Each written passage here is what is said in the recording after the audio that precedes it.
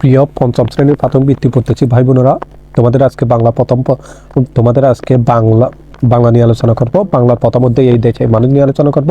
আমি প্রত্যেক দিন তোমাদের একটি বিষয় নিয়ে আলোচনা করব। আজকে বাংলা প্রথমের এই দেশে এই মানুষ সম্পর্কে আলোচনা করব।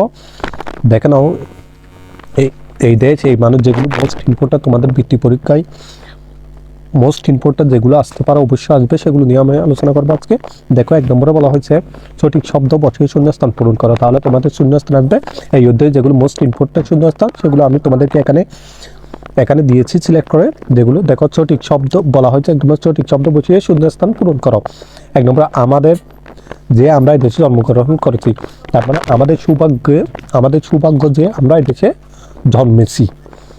তাহলে খ নম্বর, দেখো এটাই বাংলাদেশের, তাহলে এখানে যেগুলো বা এটাই বাংলাদেশের গৌরব এরকম হতে পারে।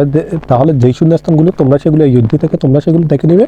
তারপর গ নম্বর, দেখো মুসলমানদের রয়েছে দুটি ঈদ, ঈদ উল ফিতর ও ঈদ উল আজহা। ঘ নম্বর, দেখো বাংলাদেশের প্রকৃতি ও এখানে জনজীবন ভারী বৈচিত্র্যময়। তাহলে ও নম্বর হবে কি?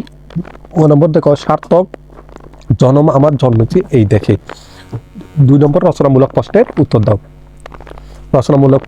উত্তর দাও। তাহলে এখানে 3টে আসছে না, একটা পাস করে 15 নম্বর মার্ক থাকবে 15।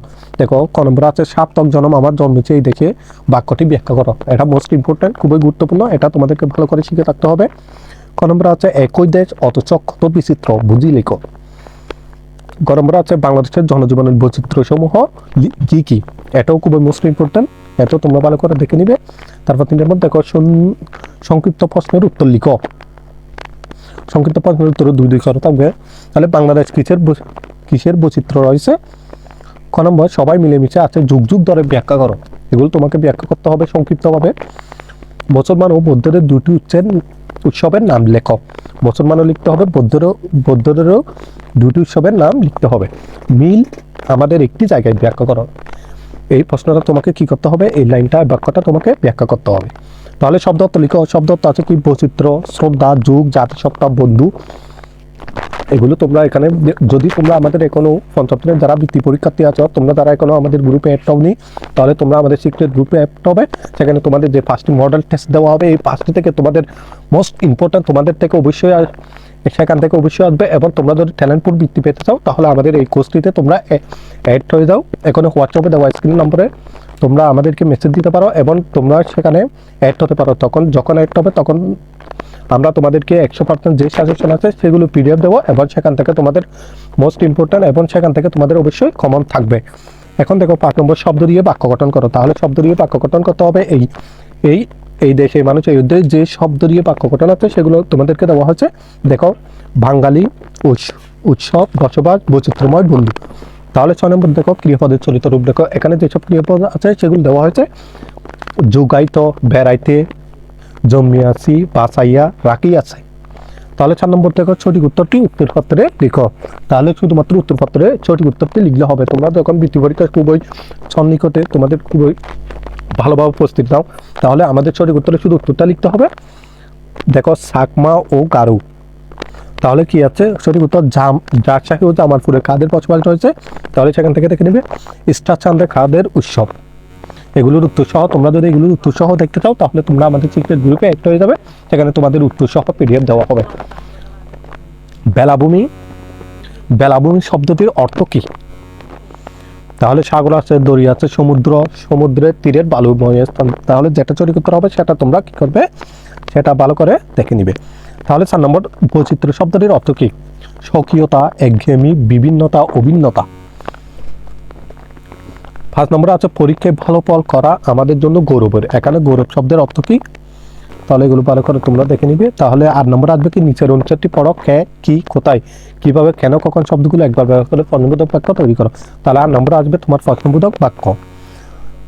তাহলে 9 নম্বর আসবে তোমার যুক্তবর্ণটা এমন হতে হবে, যুক্তবর্ণটা লিখার পর, যুক্তবর্ণ যে বর্ণগুলো আছে লিখার পর তোমাকে কি করতে হবে, আরেকটা শব্দ করতে হবে। যেমন প্রথমে আছে দন্তানয় দ। তাহলে এটা দিয়ে তোমাকে যুক্তবর্ণগুলো বানতে হবে এবং তোমাকে একটা শব্দ লিখতে হবে। দন্তা ছয়, দন্তানো স্নেহ, দন্তা চ প্লাস দন্তানো। এখানে আছে তয়, ত প্লাস ত, তয় ত, তারপরে এখানে সত্তর হবে, সপ্তাহ হবে, এরকম হবে। তাহলে দন্ত স দ দিয়ে স্বাধীন হবে, দন্ত স প্লাস ব। আর এখানে হচ্ছে ধয় দ, দ দিয়ে যুদ্ধ বা যে কোনো একটা হবে, দ প্লাস দ। তাহলে 10 নম্বর আছে কি, নিচের শব্দের একটি করে বিপরীত শব্দ লিখো। নিচের শব্দ একটি তোমাকে বিপরীত শব্দ লিখতে হবে, সেখানে ফার্স্টে থাকবে, ফার্স্ট নাম্বার আসবে। দেখো কোন সার্থকতা, সার্থকতা মানে কি, ব্যর্থতা। আপন, আপনের বিপরীত শব্দ কি হবে, ফর। বাঙালি, অবাঙালি, বন্ধু, বন্ধুর বিপরীত শব্দ কি হবে, শত্রু। দেশ, দেশে, বিদেশে। তাহলে 11 নম্বর কি হবে, নিচের বাক্যকে এক কথায় প্রকাশ করো। নিচের বাক্যকে কি করো, এক কথায় প্রকাশ করো।